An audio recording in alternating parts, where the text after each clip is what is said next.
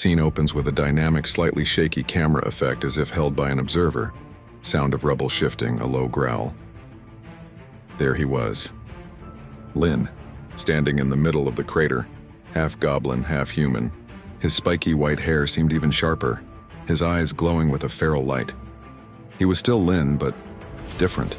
His voice was this low guttural thing. "Guess you still look the same to me?" Sinju quipped, his deep voice echoing slightly. He leaned against a broken pillar, dragon-scale cloak shimmering. He was trying to be funny, but you could see the tension in his shoulders. Amira, perched on a chunk of fallen debris, just popped a piece of candy into her mouth. "You look stupid," she said, her voice muffled by the sweet. Lin's head snapped towards her. "You need to stop eating so much candy," he growled, the goblin voice thick and menacing. Suddenly, from a hole smashed into the far wall, the monk climbed out. The same monk we'd been fighting for what felt like hours. He just brushed off his robes like he'd taken a little nap. "Now where were we?" he began, a serene smile on his face. He didn't get to finish. The monk rushed forward, a blur of motion. But Lin was faster. He hurled his shadow blade, the one with the stark white handle. It sliced through the air, a black streak so fast it was almost invisible. I have no idea how the monk dodged it. A simple tilt of the head. Big mistake. Because as the blade whistled past, Lin was already there. He'd closed the distance in a heartbeat. He slammed a fist right into the monk's stomach, a sickening thud echoing through the chamber. The monk doubled over, gasping.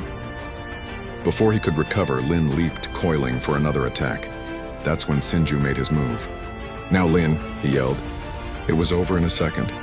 Lin's final strike was brutal, efficient.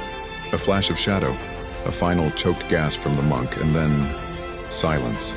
Immediately, a shimmering blue screen materialized in front of Lin. The kind of system prompt we'd gotten used to in these dungeons. It read, "Danger gone. Goblin mode disabling." The green tint to Lin's skin faded. The feral glow in his eyes dimmed, and he just shrank back into his normal self, stumbling a bit. He looked at his hands, then up at Sinju, a cocky grin spreading across his face. "Yeah, how you like that, Sinju?" he boasted, puffing out his chest. "Told you I had it." Sinju just laughed, a deep rolling sound. He released the now limp monk and clapped Lin on the shoulder. "Man, I've got something way better than that." Scene transition, a lively tavern, sounds of chatter and music, which is how we ended up here. A new tavern, a new town. We found a table near the front. Amira was already halfway through her spellbook, muttering under her breath. A waitress came over, smiling. Sinju leaned back in his chair, beaming.